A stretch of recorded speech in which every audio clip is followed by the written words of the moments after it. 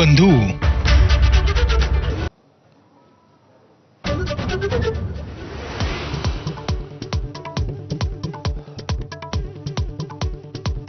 सुलत्याच्या कृपेनं बरं चाललंय. अजितदादांच्या वक्तव्यानं राजकीय चर्चांना उधाण. बीडमध्ये राष्ट्रवादीच्या कार्यकर्त्यांशी संवाद साधताना दादांनी दिले हारतुरे न आणण्याचा सल्ला.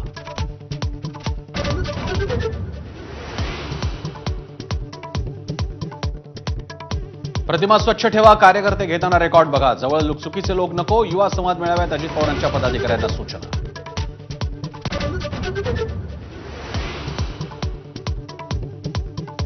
केंद्रीय मंत्री किरण रिजिजू यांच्याकडून वक्फ सुधारणा विधेयक लोकसभेत सादर. सुधारणा कायदा आणला नसता तर वक्फ संसदेवरही दावा केला असता. रिजिजू यांचं वक्तव्य.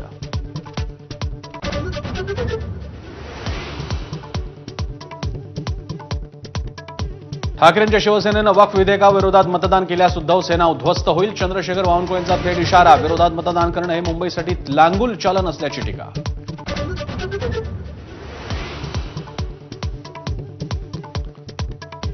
वक्फ बोर्डावर बिगर मुस्लिमांच्या समावेशाला ठाकरेंच्या शिवसेनेचा विरोध. तर ठाकरेंच्या शिवसेनेने वक्फ विधेयकाविरोधात मतदान केल्यास उद्धव सेना उद्ध्वस्त होईल. चंद्रशेखर बावनकुळेंचा इशारा.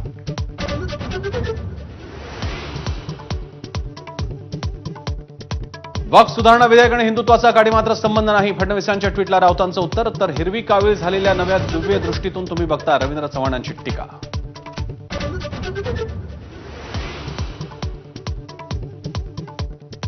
हे सरकार असल्यानंच न्यायाची अपेक्षा. दिशा साली यांच्या वकिलांचं मोठं वक्तव्य. प्रकरण नव्या खंडपीठाकडे जाण्याची शक्यता.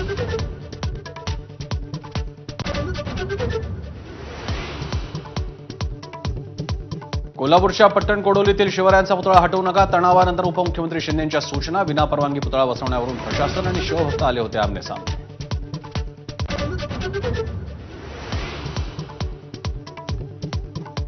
राज ठाकरेंच्या मराठीबाबतच्या आवाहनानंतर मनसे कार्यकर्ते ऍक्शन मोडवर. मुंबईत येस बँक आणि एचडीएफसी बँकेत जाऊन मराठी वापराचं आवाहन. तर पुण्यात आयसीआयसीआय बँकेतही मनसैनिक दाखल.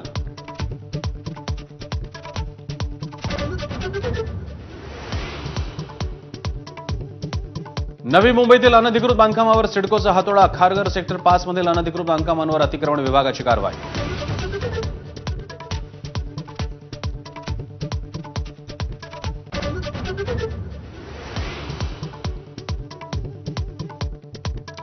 नमस्कार.